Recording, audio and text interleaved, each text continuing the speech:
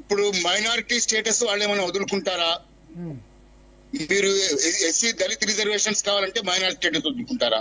నేనేం డిమాండ్ చేస్తున్నానంటే ఇంప్లిమెంట్ అయినటువంటి రిజర్వేషన్ లో ఎంతమంది నిజమైన హిందూ దళితులకు రిజర్వేషన్స్ వచ్చాయి, ఎంతమంది దళిత క్రైస్తవులకు రిజర్వేషన్స్ వచ్చాయి? నేను స్పష్టంగా చెప్తున్నా, మల్లు రవి గారు ఇద క్రిస్టియన్, ఆయన ఈ రోజు నాగర్కర్నూలు నుంచి ఎంపీగా ఎన్నికై అక్కడ ఉన్నాడు. దాన్ని మరి అది క్రిస్టియానిటీ కింద పోతే ఆ ఇంటి మీదకి పోయి చూడండి, ఇంటి తలుపు మీద పెద్ద శిలువ ఉంటది, వాక్యం ఉంటది. కానీ మందిర శామ్యూల్ క్రిస్టియన్, ఆయన భార్య మేరీ, ఆయన ఇప్పుడు అక్కడ దళిత క్రైస్తవు కాకుండా ఎస్సీగా చలామణి అవుతున్నాడు. ఇటువంటి ఎన్నో దొంతాలు ఉన్నాయి. వాటిని అందరినీ వాళ్ళు they are over represented above the percentage of their population already, and since for the past 80 years dalit hindus ki న్యాయం, దళిత క్రైస్తవులు రిజర్వేషన్ అత్యధిక భాగంగా వాళ్ళు దోచుకొని తీసుకున్నారు.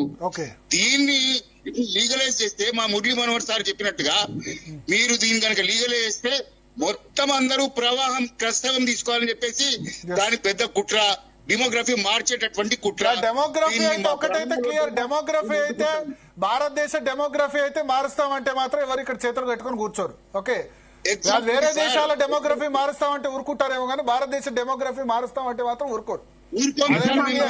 భారతదేశ డెమోగ్రఫీ మారుస్తాము, బలవంతంగా మత మార్పులు చేస్తామంటే మాత్రం మత మార్పులు చేస్తారంటే చేతులు కట్టుకుని అయితే ఎవరు కూర్చోరు.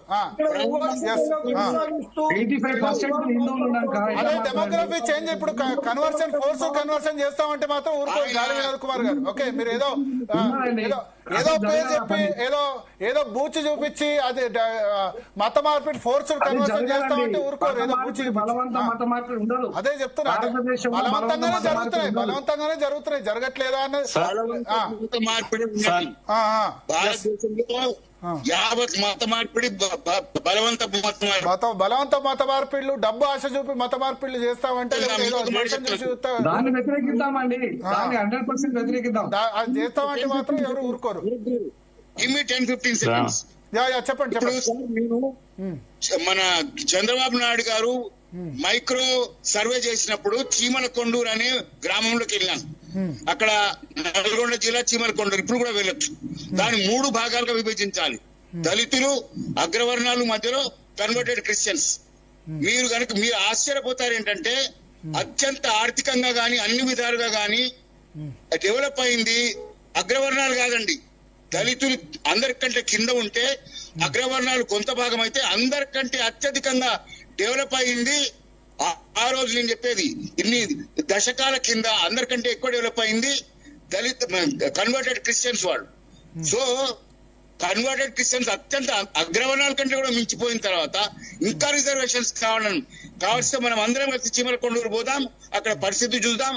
20-30 సంవత్సరాల క్రితమే వాళ్ళకందరికీ విద్యాభ్యాసం ఉంది. రంగనాథ్ మిశ్రా కమిషన్ కూడా చెప్పారు, highest percentage of literacy, highest percentage of employment మా దళిత హిందువుల్లో. మనం సర్వే చేద్దాం, కావాల్సి చర్చ అంటున్నారు కదా, సర్వే చేద్దాం. ఇప్పటి వరకు ఇంప్లిమెంటేషన్ అయిన రిజర్వేషన్ లో ఎవరికి దక్కినాయి మనం సర్వే చేద్దాం, దాని ప్రకారం మనం మాట్లాడదాం. ఆల్రెడీ ఇల్లీగల్ గా 20 సంవత్సరాల నుంచి దళిత క్రిస్టియన్స్ రిజర్వేషన్ తీసుకున్నారు. ఎస్సీ రిజర్వేషన్ 3 రకాల రిజర్వేషన్, బీసీసీ రిజర్వేషన్, మైనార్టీ, దాని తర్వాత ఎస్సీ రిజర్వేషన్. మళ్ళీ కూడా వాళ్ళకి రిజర్వేషన్ ఇవ్వడం మేము ఒప్పుకోము. పెద్ద డెమోగ్రఫీ చేంజ్ చేసే కుట్ర, దాని ప్రాణాలు అడ్డైనా మేము ఆపుతాము.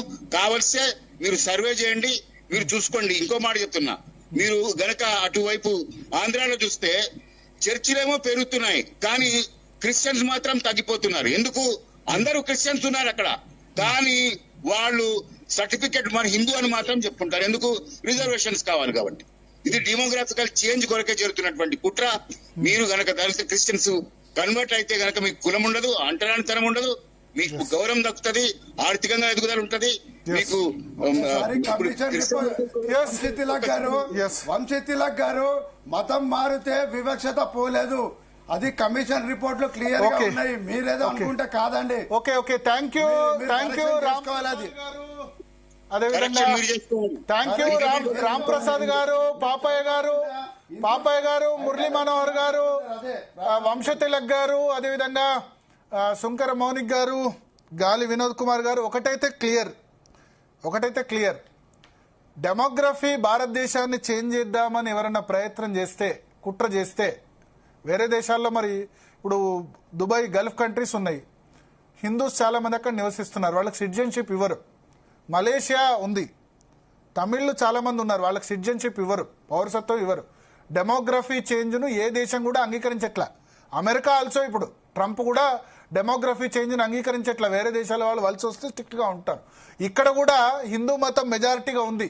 దీన్ని చేంజ్ చేద్దామని, డెమోగ్రఫీ చేంజ్ చేద్దామని, సో దట్ ఇప్పుడు దళిత క్రిస్టియన్లకు ఎస్సీ హోదా ఇస్తే కనుక ఇంకా విచ్చలవిడిగా మత మార్పిళ్లు చేద్దాం అనుకుంటే, సరే మారిన వాళ్ళు ఏ కారణాల్లో మారారు, కానీ అది మాత్రం అన్యాక్సెప్టబుల్. భారతదేశ డెమోగ్రఫీని, భారతదేశ సమగ్రత, సార్వభౌమత్వాన్ని ఎట్టి పరిస్థితిలో ఈ విషయంలో మాత్రం కాంప్రమైజ్ కారాదు. ఫోర్స్డ్ కన్వర్షన్స్ ఎట్టి పరిస్థితిలో జరగకూడదు, స్వచ్ఛందంగా జరగాలి. డబ్బులు ఇచ్చో ఇంకా వేరే ఒక మతం మీద ద్వేషం నూరో జరగకూడదు.